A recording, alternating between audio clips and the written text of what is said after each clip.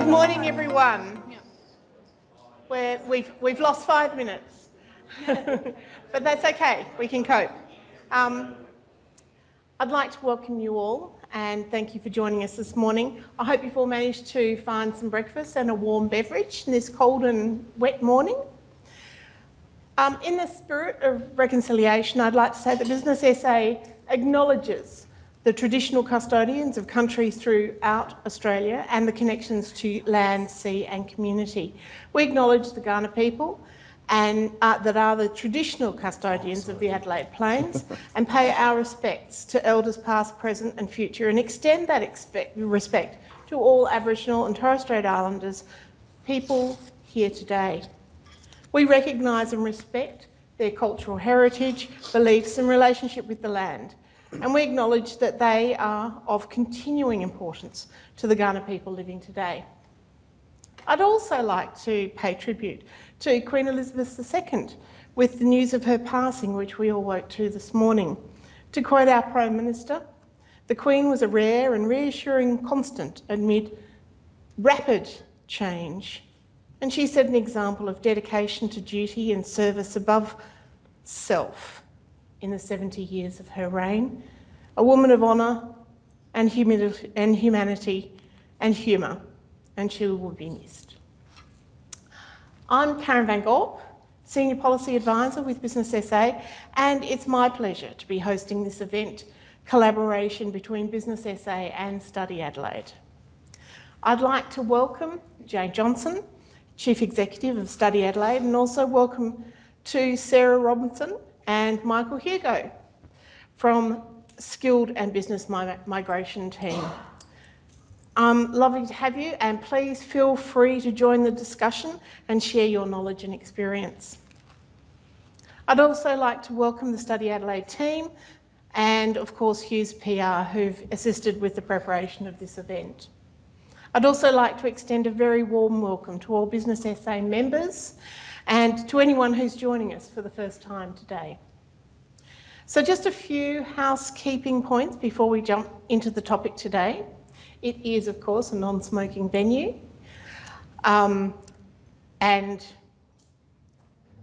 it's probably too wet to go out onto the pavement to have a cigarette. Bathrooms are located behind this white wall, so men's and women's. The fire exits are behind me and behind you. So the little green running person is a sign for the fire exits, and you can all follow me because I'll be out first. Please observe social distancing if you can, and feel free to use the strategically placed hand sanitisers around the room, in fact right in front of you. Use it often, and please silence, but don't turn off your phone, because we'd love it if you could share your photographs on social media using the hashtag on the screen, which is hashtag Business SA Networking. That would be great because that will turn up in our feed as well. And we'll be taking questions from the audience this morning, and when I invite you to. So there are specific times that I'll ask you to ask questions. Pop up your hand and a microphone will be brought to you. If you could state your name, your organisation, if that's relevant, before you ask your question, that would be really good. Be advised also that we are recording this event today to share with our members in regional areas. Now, if you're not a member of Business SA, you could find all the details about joining Business SA by scanning the QR code on the screen. So you can just hold your phone up, zoom in. I love QR codes, I think it's brilliant.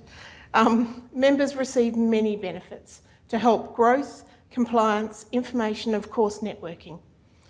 Members also receive great discounts and free entry to events like this. So Australia has, I think that's probably it. I'll leave the code up there for a little bit longer. Australia has just over 480,000 job vacancies, sitting alongside a record low unemployment rate of 3.5%. So this equates to what's called full employment, meaning that almost all Australians who want to work are already in jobs.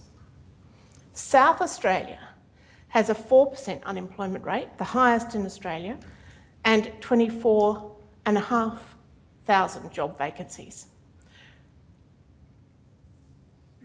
The South Australian Government has prioritised school requirements in health, education and engineering, and growing sectors such as green energy, space and cybersecurity. So as a result of this, and yes, I'm going to use that word, unprecedented skill and worker shortage, 140 Australian decision makers and advocates met last week at the Jobs and Skills Summit to figure out the first steps required for Australia to solve this crisis. Options presented included education and workplace relations reform, skilled migration and increasing female, retiree, refugee and marginalised members of our population's participation in the workforce. Each has significant merit and each are being addressed with gusto, I must say. However, they will all take time, change, hard work and materials to meet. So what if I were to tell you that there's already a solution onshore? A solution in the form of people who are already living in Australia. They've already got housing. They've settled into our community.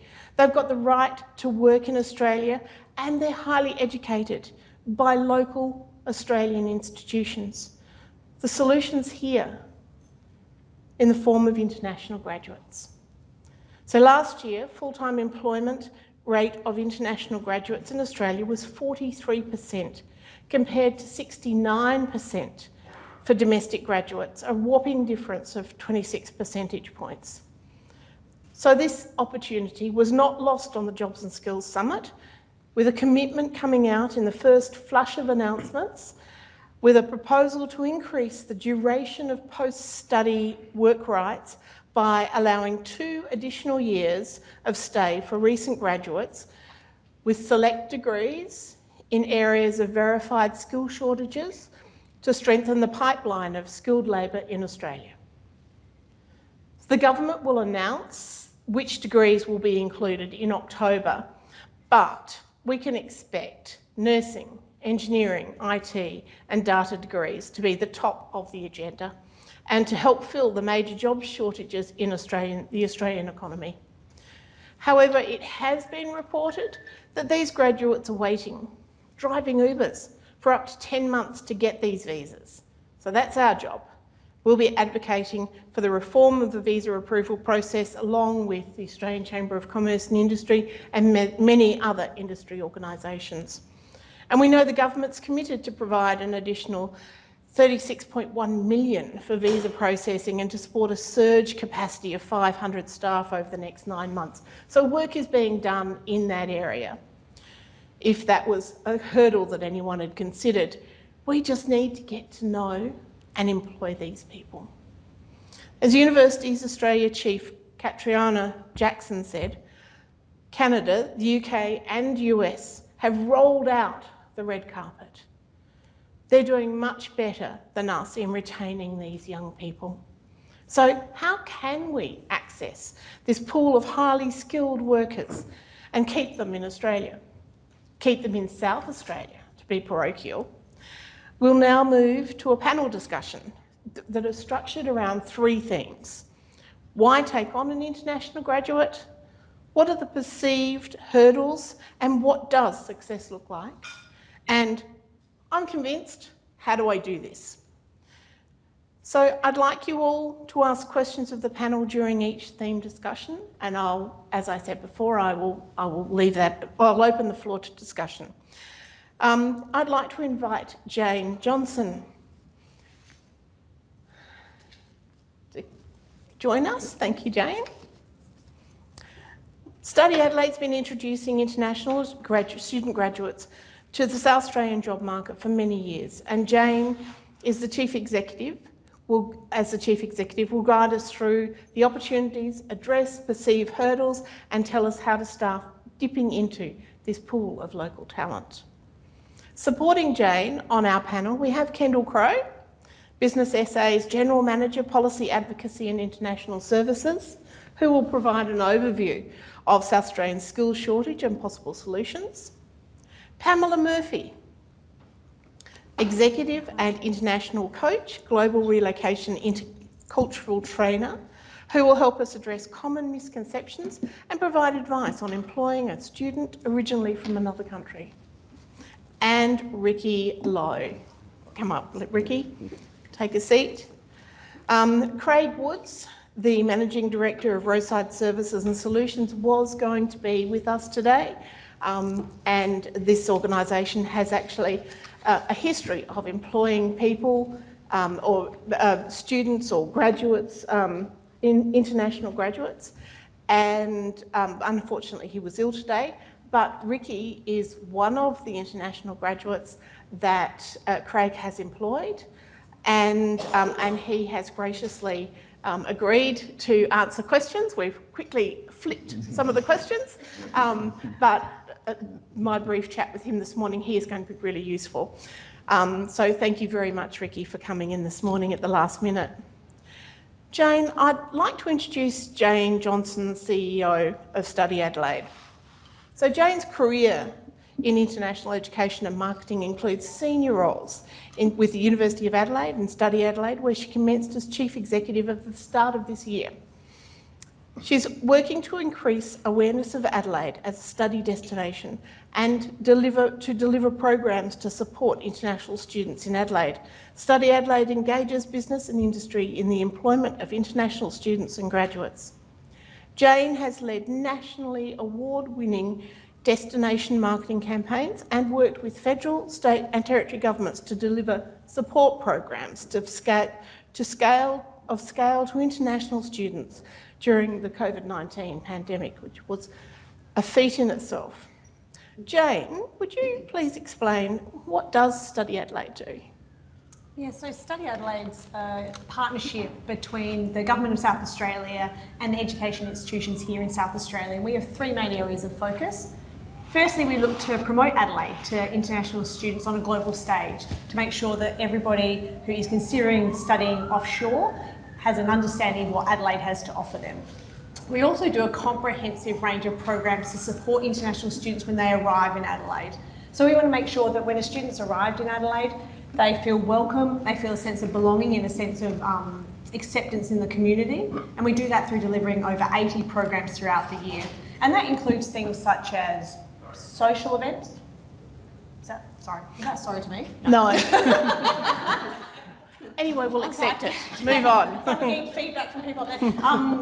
So we do social events, we do community events, but also we do a range of employability skills building for international students as well. And we have international students from school students right through to PhD students here in South Australia.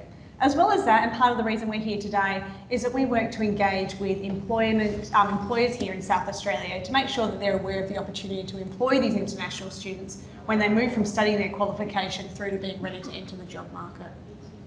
Thank you, Jane. Kendall. Kendall's a Business SA General Manager of Policy Advocacy and International Services. That is a mouthful. We're going to have to come up with an acronym for that, Kendall. She's experienced in strategy and policy development in multiple sectors, including immigration, federal financial relations, workers' compensation, child protection and education, and has worked for Cabinet Ministers on both sides of politics. She joined Business SA in early 2021 and has successfully advocated for the business community on many matters, including workers' compensation, COVID restrictions and shop trading hours. So, Kendall, what are we hearing from businesses regarding the skill shortages in South Australia? Is it on? It's on. It is. It's on. We've been hearing for some time that the skills and labour shortage is a big problem. Even pre-COVID, we knew that it was a problem for businesses. And I think COVID just exacerbated the problem because a lot of people, as we know, went back home to overseas where they came from. We also had lot less people coming into Australia when we shut our borders for some time. So I think that caused an enormous problem. We're still hearing that it is, apart from now rising costs to do business, it is the biggest problem that employers have. they're trying everything and just can't get people to even apply for jobs a lot of the time. That's what we're hearing. So I'm really intrigued by the fact that we're also hearing from Study Adelaide that there's a whole pool of talented people trying to find jobs at the same time, and that's partly the reason, in fact it's probably the reason why this has come together, because we really need to know how can we join those two things up. If we can, it's a good outcome for everybody.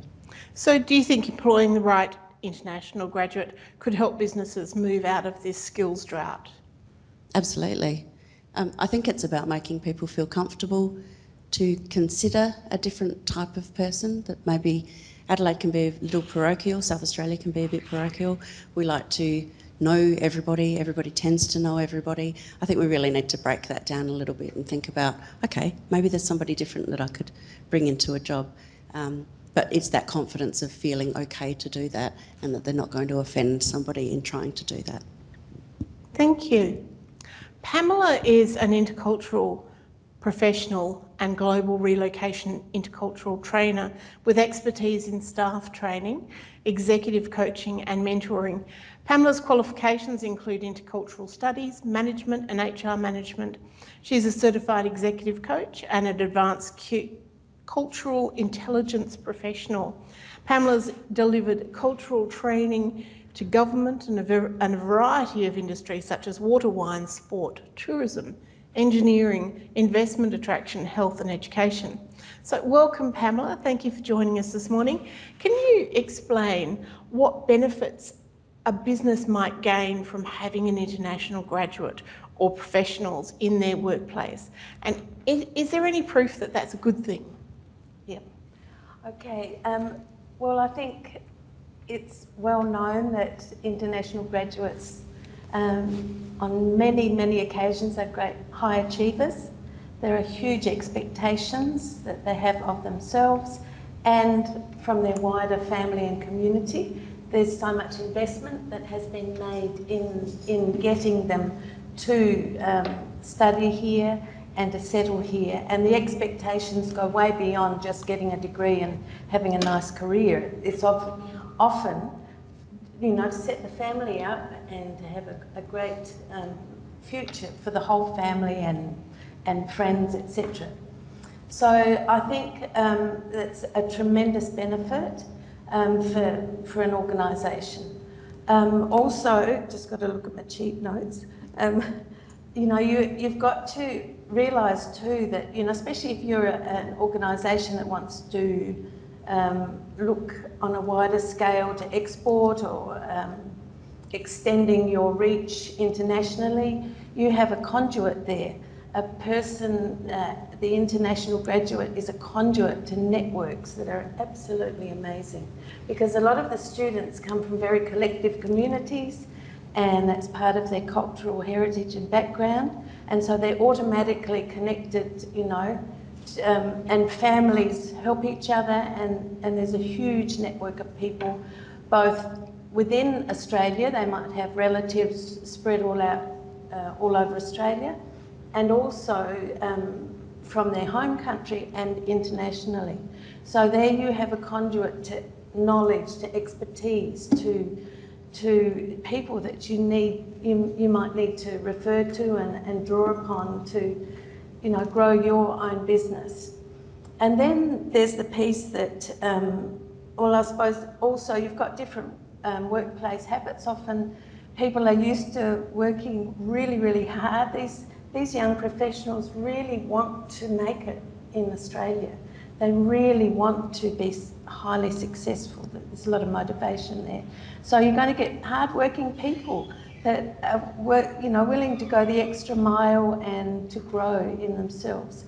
One of the most important things is that, you know, anecdotally we know that a diverse team is actually more creative and innovative, and so you're going to come up with some great ideas for your organisation.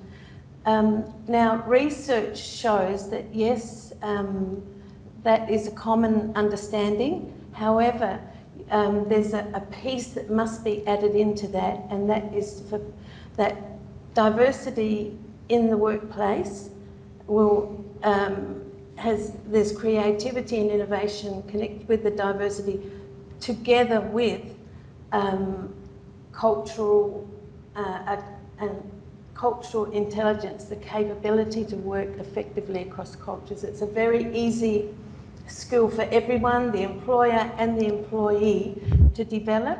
It's just a matter of being flexible and willing to change and tweak things a little bit.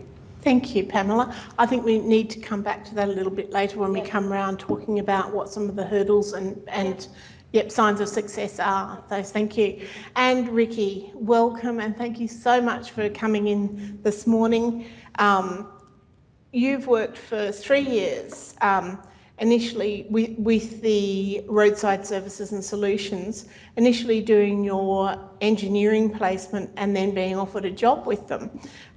You're one of 7 of the international graduates that have been employed nationally over the last 3 or 4 years by this organisation. What's your role with the organisation? I'm a project engineer, so basically I run civil construction projects from scratch to hand over to the clients, and yeah, pretty much. Thank you. And what do you feel you and the other international graduates bring to the company? I guess in terms of, as Pamela said, creativity, like we have I would say our own methods of solving problems. So I think that kind of matches up with the local workforce here, so that we could integrate our skills and our ideas to resolve some of the issues that that arises during the projects. And Thank you. Yeah. Thank you. So we'll move on to the first theme, which is why would you take on an international graduate? And of course, we've already touched on that. But Jane, what are the benefits of employing an international student graduate? What can they bring to a business? I think first and foremost, what they can bring to a business in this environment is they can bring an additional group of workers. So you've got an untapped pool of students and graduates who are highly skilled with a local qualification, who understand the community here, they've lived here, they've studied here, they chose to move to Adelaide, and they're ready to enter the workforce with the same level of skills and experience as a local student. So I think that's first and foremost something that they can bring. But as well as that, they bring, as has been touched on already, a diversity in terms of their creative problem solving, their understanding of different cultures, and they also bring with them, quite a lot of them, some experience from where they have actually potentially worked before. So often international students they're not just the undergraduates, there's also a whole range of master's students who are studying here. So they bring work experience from other countries, they bring the local experience here, and they bring that all into your workplace. Thank you. We know the South Australian Government's prioritised skill requirements in health, education, engineering and the growing sectors such as green energy, space and cyber security. And of course the federal government's going to be focusing on nursing, engineering, IT and data. What professions are international students choosing? Do they tend to favour certain courses, and are there links to what South Australia needs? Yeah, the top 5 most popular courses or fields of education for international students, and this is across higher education as well as vet courses as well. There's health, there's engineering, IT, there's hospitality and tourism, and there's also management and commerce. So we are finding that international students and what they're choosing to study really aligns with those skills gaps, and the areas of qualification they have really perfectly aligns with what's being signalled by the federal and state government in terms of skills competition. Thank you. Pamela, I understand that you've conducted intercultural programs for international graduates entering the workplace in Adelaide. What have you discovered about these graduates from your interaction with them? Thank you. Just to explain what the program was, I did some masterclasses for the young professionals within the engineering company, just understanding the different aspects of culture and what they might be going through, even things like culture shock, etc. Then we went on to do some measurements of people's cultural capability and their cultural values, preferences themselves. And then I went on to a coaching sessions over a 12-month period.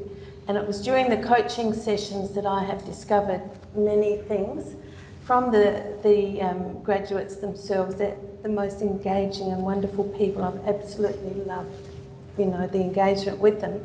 And I've built that relationship. The things that have come out is that they want to get out of, often some of them are stuck in the cultural bubble. They're just hanging out with people that are the same as them and not mixing and learning about the local communities. That's not always the case, as touched on.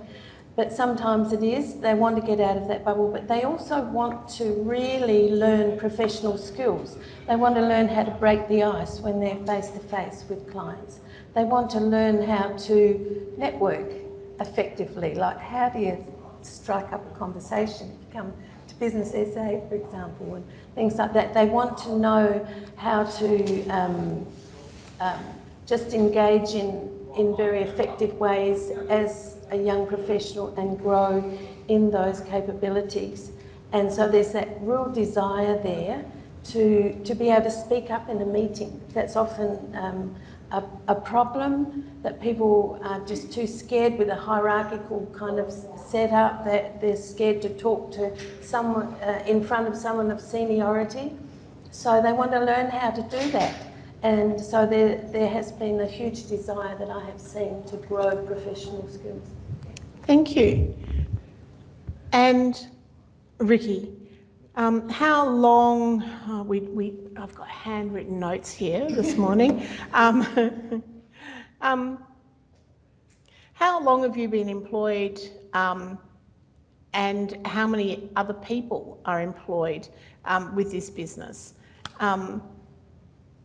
And where do these international graduates come from?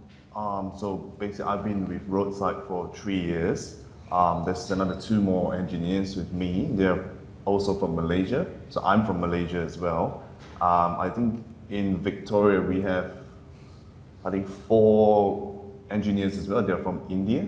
Mm-hmm. So I think they've been there for about with Roadside for 2 years as well. Mm-hmm. About 2 years plus, I reckon, yeah. Okay, thank you. And how do you think employing international graduates has improved the business? I guess looking at improving the business, as I guess we have multicultural, how do I actually put it in words? Multicultural kind of approach, diverse approach to, like I said, solving issues. Mm-hmm. So we would be able to integrate that into how we solve problems on our daily work routine. Yep. And I guess that's one of the core. Yep. Yeah. Thank you. So does anyone here have any questions about why you might employ an international graduate from an Australian university? We also know, as Jane mentioned, that vet students are also able to stay and work for 2 years. Does anyone have any questions? Yes, thank you. Hang on, you've got a microphone coming. And you're my name's Karen. I'm the area manager for Yugo, which is the new student accommodation that opened up in the city. Yes. Mine isn't so much a question, but it was more in support of what's actually going on here, because I've had the pleasure of working in Adelaide, specifically for the last 5 years, in the international student market. Currently, globally, as a company, we've made a commitment to actually recruit into at least 25% of our workforce to be students, both domestic and international. And we're actually at that 25,000 across 100 properties across 10 countries. In Australia alone, 42% of our workforce is actually made up of international students, and it's absolutely in support of everything that Jane and everybody set up there. So it was more a case of, as well, if anyone is nervous about them, my whole team practically in Adelaide is an international graduate or an international student that's come through the universities or recommendations through Study Adelaide. So I just wanted to say, if anyone did want to speak on a one-to-one basis, I'm happy to kind of give real experience of hiring and actually having a massive complement of our team as being international students. Thank you, Karen. That's great. We'll make sure we've got your details as well. Anyone else? Thank you.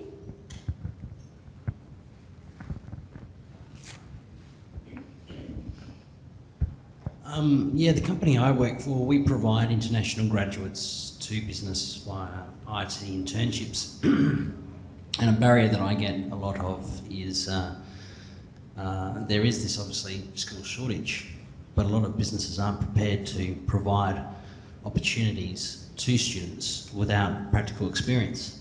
So I suppose a question to the panel is, how do you combat that barrier to entry?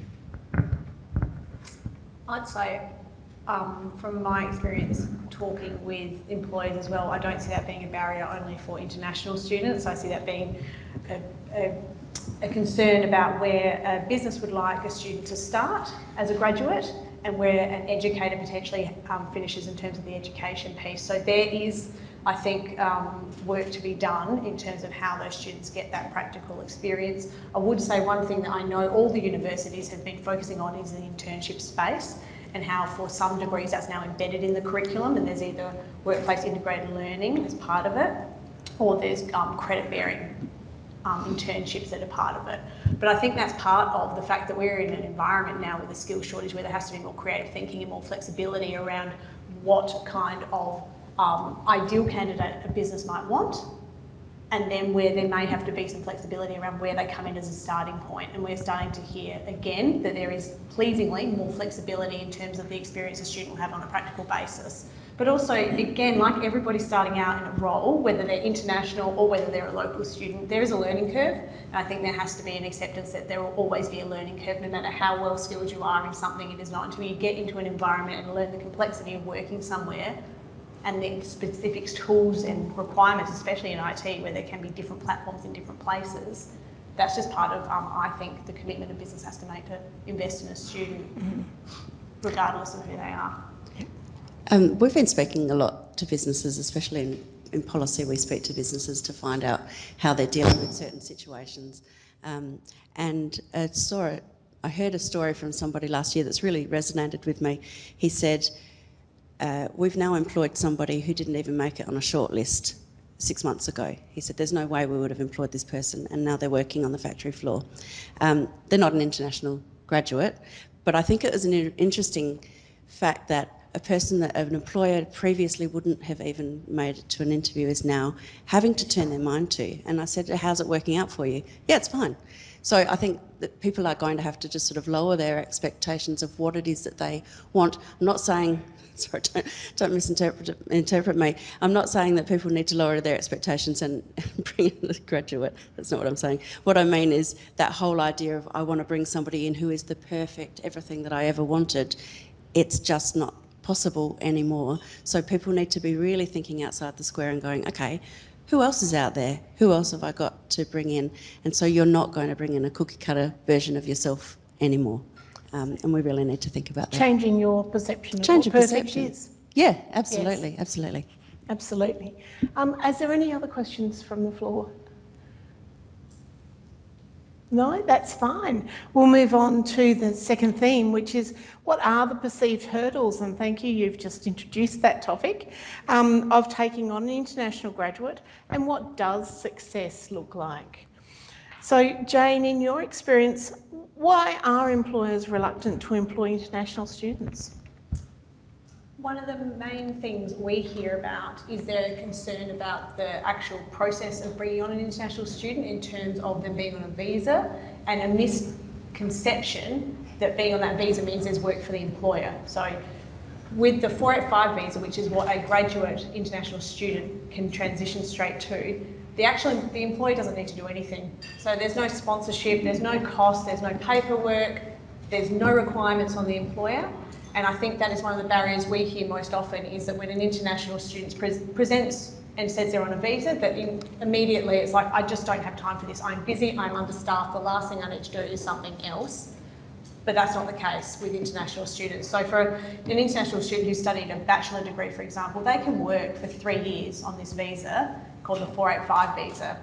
And then they can look to apply to be state sponsored, and I'll leave that to the lovely team at Business and Skill Migration there to talk to.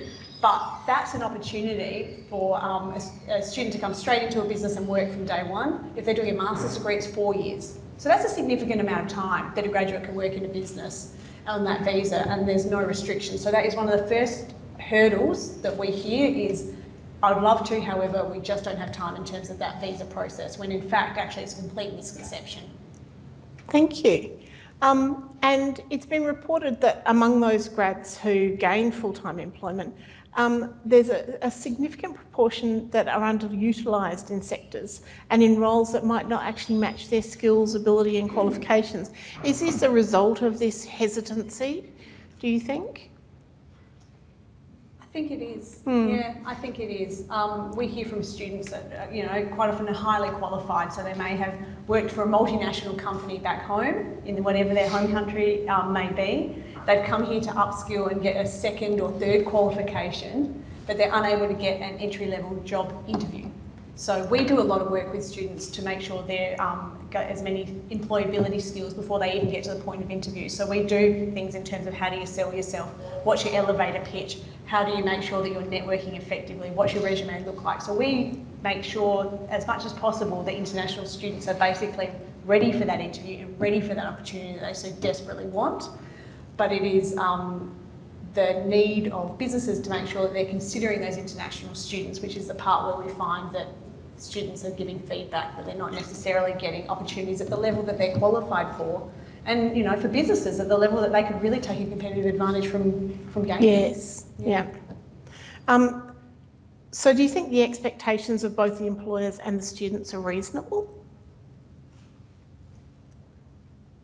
I think for students it is reasonable to expect that, given they have these settings of a 485 visa where they can work unlimited, you know, work after graduation in any field, any job, anywhere, that they would expect that if they finish a qualification in South Australia, they've lived here, they've invested here, potentially they've brought their family here, and they want to start in their chosen field. I think it is a reasonable expectation that they would move into a career in their field.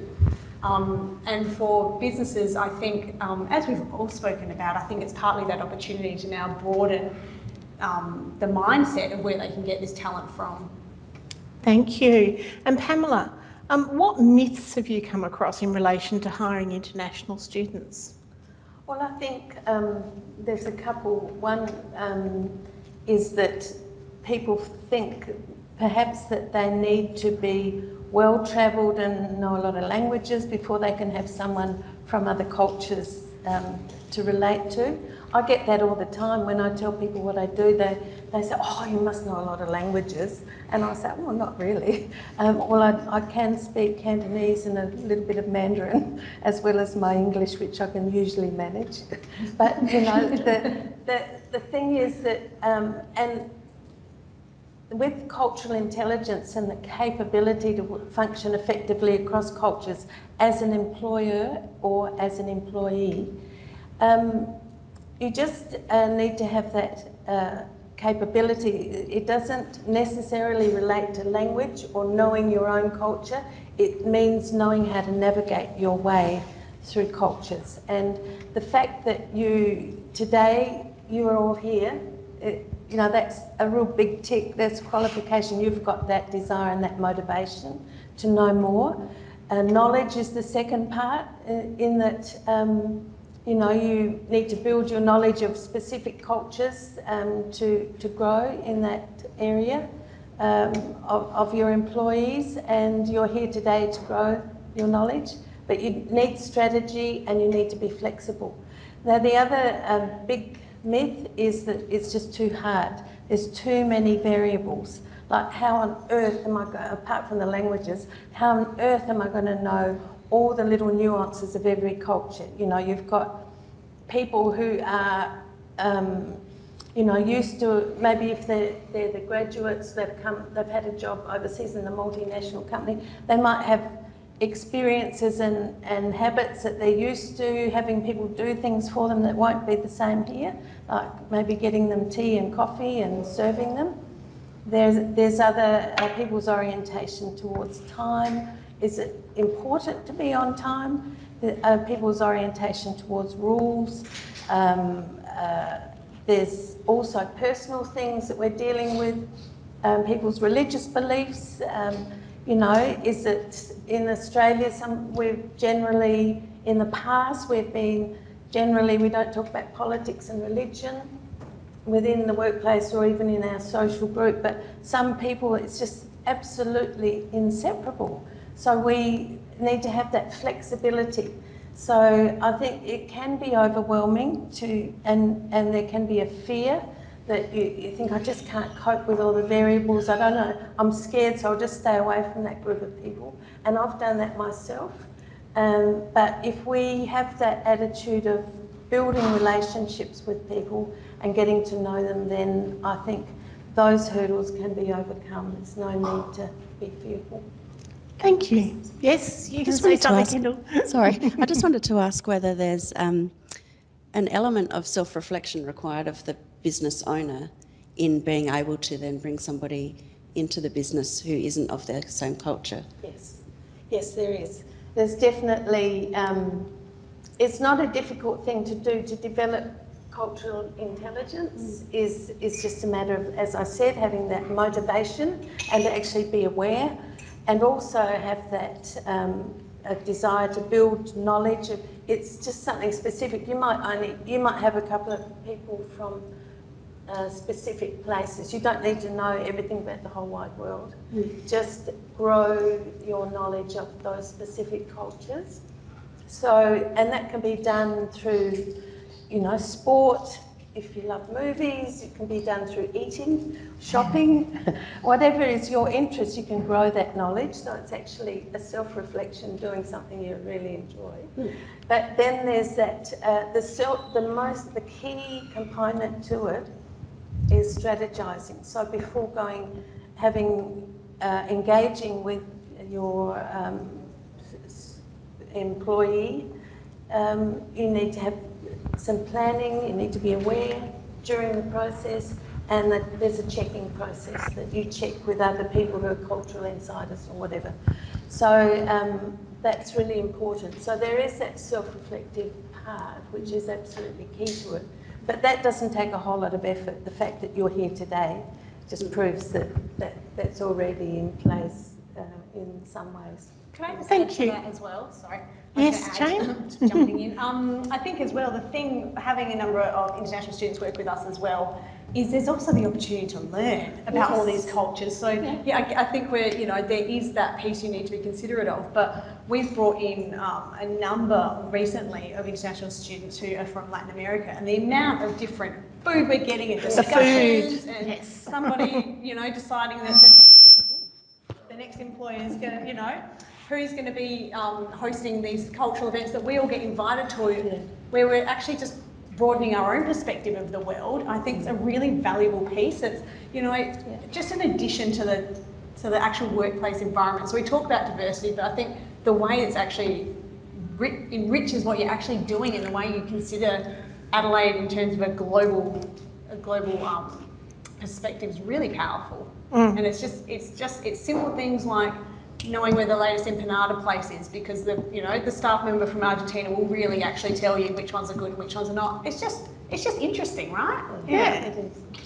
And Ricky, what challenges have you experienced, and how has the company helped you in overcoming those challenges? I guess language barrier is definitely one of the hurdles that I've been through, but with Roadside, my colleagues are really nice, because just for example, like I come across a lot of Australian slang which I don't understand. So me being someone who's always very curious about things, I tend to ask, and they'll happily explain to me, and we had a good laugh, and that's how I kind of work with them, and I think it's a really joyful experience to be able to learn the local culture here as well.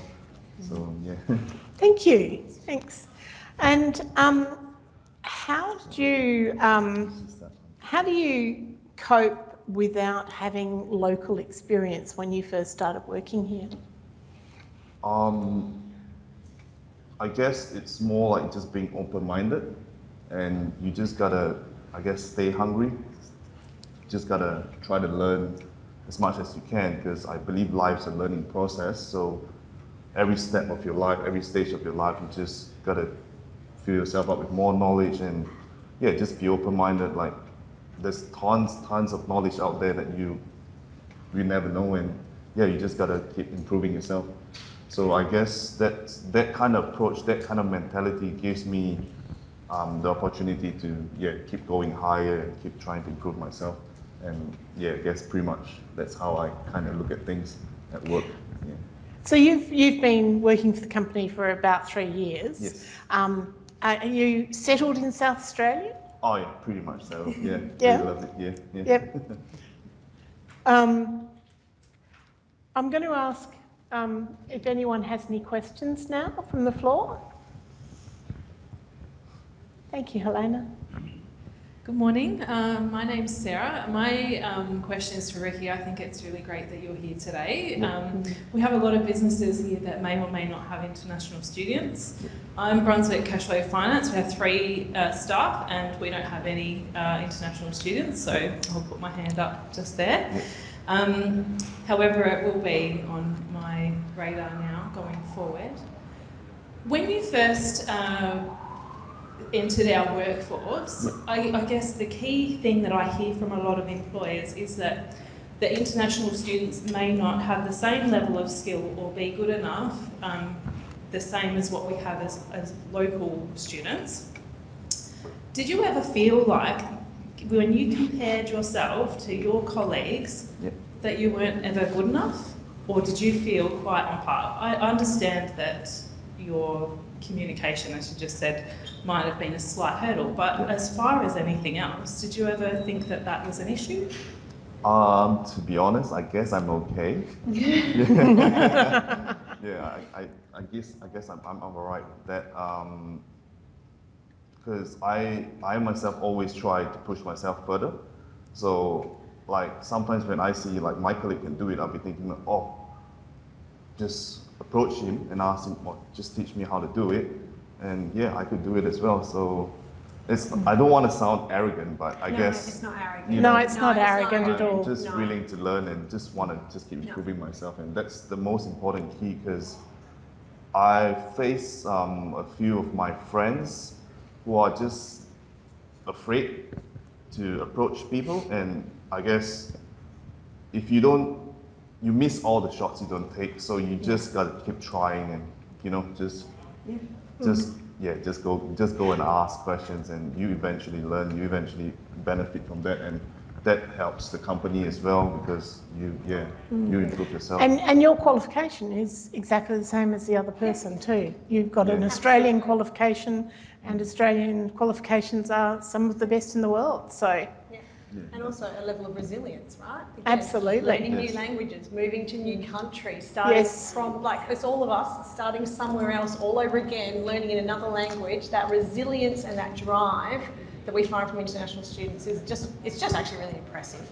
Because let's say there is something where there's a slight shortfall, the identification and the drive to overcome that means that you've got really dedicated hard workers who are wanting to constantly improve, as Ricky gets. So. Can I just add to that as well, and to help you? Obviously, I'm English, not Australian, although technically I am Australian now. And firstly, Ricky, well done, and for advocating for international students today. But I also want to say I came over on a 457 visa. English is my first language, worked in the industry for 15 years in the UK. Did I feel like I wasn't as good as the people around me? Hell yeah. Okay, so it's not actually about whether they're international or speak a second language or a third language or a fourth language. It's actually about coming into a whole different country, having never set foot in that country before, and being confident enough to actually step into the field that they've invested years and years and years of actually getting in. And the enrichment that they bring to the businesses is second to none. So, well, as I say, well done, Ricky. But I just wanted to put some perspective on that, because I'm English and I had to go through the hoops to get a 457 visa. I couldn't just walk in. So I see the battle and the challenges that they get, and the feedback I get. I've got a law student over in Melbourne at the moment. She's worked for us. She's looking to graduate, and all I'm hearing from her, she is so stressed out because she's got student loans back in her home country to start paying for now. She'll be a, actually it's being recorded, I always say that, she's going to be a top-notch lawyer over there. She can't even get through, not even to shortlist, she can't even get through the keyword searches to actually get through to them. So to the other point that you were saying earlier on, employers need to actually open up what their expectations are and the way that they're setting up things on Seek as well. It's not just about if they've got a CV in front of them. They can't even get through that barrier. Thank you, Karen. That's really useful. I think we'll move on now. We are pushing out time, and I'm sure people need to get into work. We'll just go through the third theme, which is I'm convinced. Thank you. And how it was Sarah, wasn't it? Yeah. And how do I do this? So, are you convinced? Is this something that you'd like to try? Thank you. So, Ricky, what would you say to employers experiencing skill shortages in their business? Is employing an international student grad a solution? Yes, I guess the message out there would be with international students kind of committed to Australians' education, invested a lot, obviously. We ultimately want to start our career, ideally we want to have our career here in Australia as well. So I guess the advice would be, tap into international students market, because they'll be keen as. Yeah. If you got one hint to a small to medium-sized business, because that's most of the businesses in South Australia, one top hint to those businesses about how they go about taking on one top comment, what would you say? Basically just do it. Yeah, that's right. Yes. Just do it. Give the international students an opportunity. You never know what you get in return, and I believe they will go all the way out for the local businesses here. Thank you. And Pamela, very quickly, 3 simple takeaways or tips for an SME looking to hire an international graduate? Yeah, I think they're... Oh, okay. I'm moving everyone along now. I think know yourself culturally, get to know yourself, who you are culturally, and you will start to recognise cultural value preferences in others. The second one is be yourself. You don't have to morph into one great big sort of culture within your organisation. Be yourself, but know where and when to make the adjustments.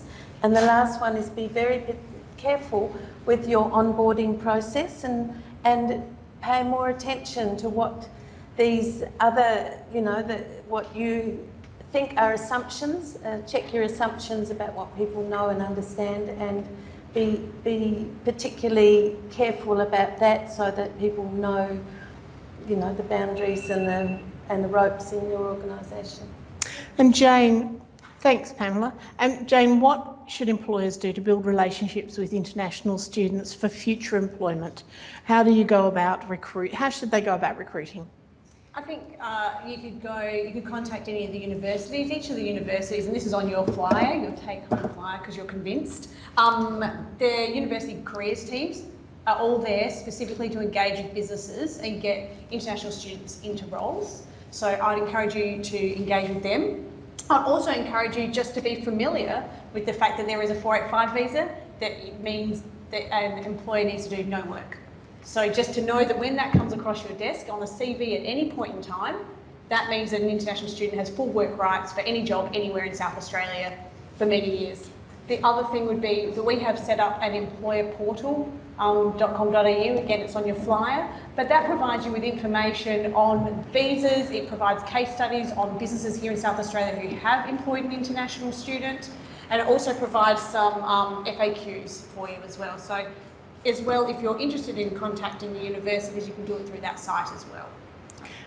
And I was going to add also, which has been brought up, internships is a wonderful way of dipping your toe in the water, isn't it? Yeah. So if you're still hesitant, take somebody on as an intern. Yeah, absolutely. And give it a go. I'm going to now show a video that was provided to us by Study Adelaide, because in conjunction with some of the regional development authorities, yes, RDAs. Thank you, Regional Development Australia. Study Adelaide have taken international students to the regions to connect them with employers and for students to gain an understanding of the career opportunities, lifestyle and sense of community offered in the regions. So the outcomes from these trips have been fantastic, with students in sectors from engineering and biotechnology to health and hospitality starting their careers in regional areas as diverse as Naracoorte and Waikerie. And this video will give you a glimpse of a gentleman called Brett Kenilworth, whose experience in hiring Kelly, a master's student from Columbia. Oh, sorry, I thought you were. When a group of final year international students, engineering and what? and project management students went on a tour to work sites in Murray Bridge and Bow Hill. I'm ready now, yes. You missed it.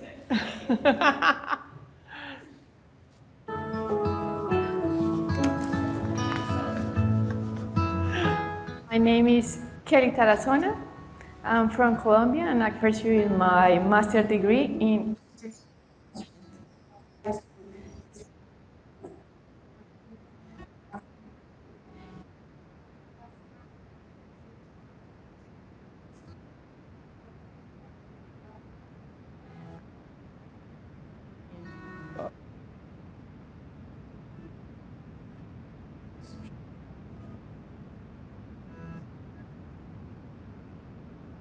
and was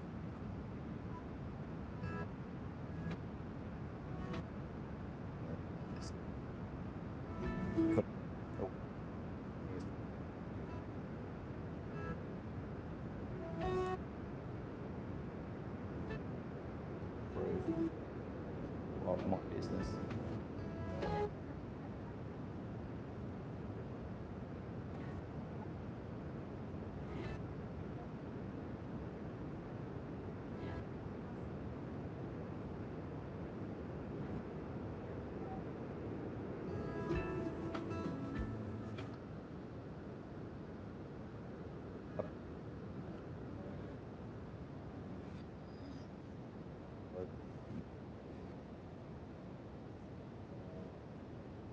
And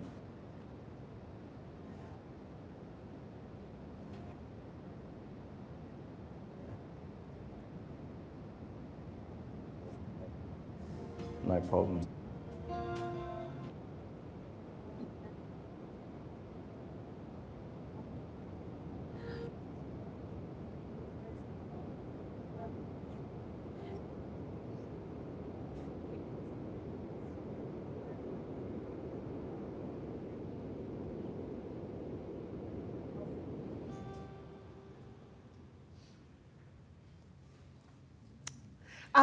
I'll just open the floor to any other questions that anyone has of the panel. I'm going to fill the air with something I've just realised. Go on Looking then. at that, I didn't actually mention the scale of the opportunity here. So we have 30,000 international students enrolled here in South Australia at the moment. I just thought you might think, wow, that's 1 in a million. It's not. There's a huge amount of international students who are studying here in South Australia, and that number is growing. So if you're not considering that group as a talent pool, you're really missing out on quite a specific And group. what, 24,500 job vacancies in South Australia? We have a huge pool.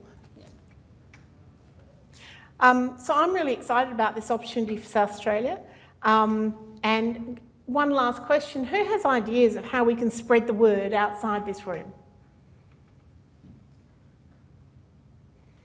Tell Any your ideas? friends.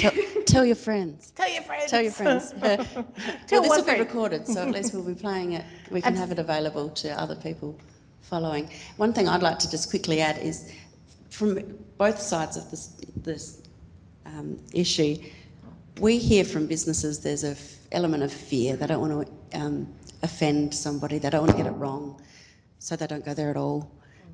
You've spoken about the fear. You've spoken. It comes up. It's sort of the bit that we don't want to discuss. But I think that's probably a critical element of why it's not working as well as it could.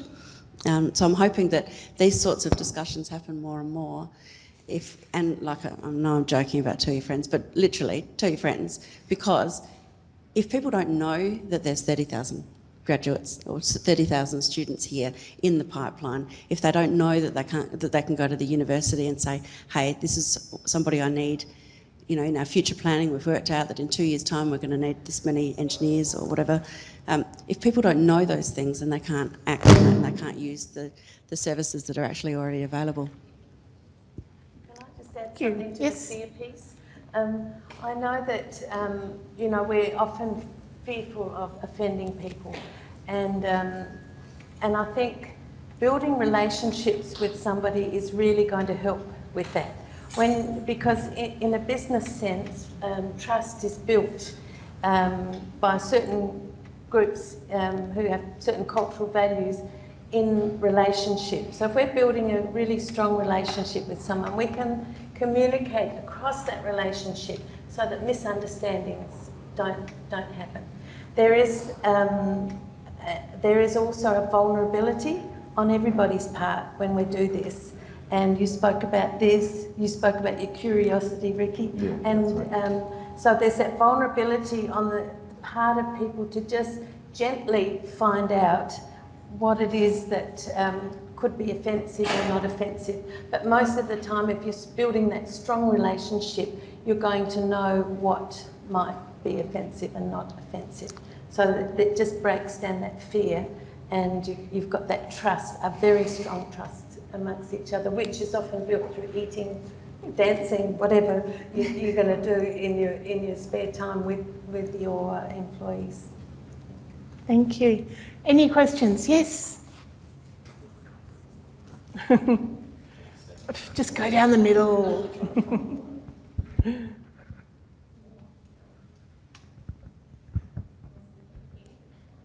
Morning, I'm Jordan from Entree Recruitment. I just have a question. It's probably a little bit on the flip side. So I guess I work in the early years sector specifically, and so I would say that international students are not only accepted but encouraged. We've connected in with a lot of the unis, however, we've still got such a wide shortage. Is there any other ways we can tap in trying to connect with those students? Because we're desperate. Yeah, great. There are. So I would say I might chat to you afterwards about opportunities, but there's also a large number of international students in the vet sector, depending on what the qualification level is, and we've got really high quality vet providers here in South Australia who work in those fields specifically as well. So we can connect you straight into some of those, because we know there's a number of students who come over to study those qualifications. I think also we have a database of over 26,000 international students, so we can put opportunities through that. And we also have something called Job Shop, which is a bit off topic for this, but it might suit what you're talking about today, which is a way that we get international students connected into major employers here in South Australia for while they're studying. Yeah, so I'll chat to you afterwards. Do we have any other questions or suggestions for spreading the word? No, thank you. On behalf of Business SA and Study Adelaide, I'd like to thank you all for coming and encourage you to contact staff from either organisation if you'd like to know more or to take that next step. And it'd be wonderful if we can employ this talent pool and keep them in South Australia. That's probably the big point here. Please feel free to stay and chat with the panel members and each other. We have until 9 o'clock. So grab a cup of tea, have another bit of brekkie and have a chat. And thank you all so very much for coming today.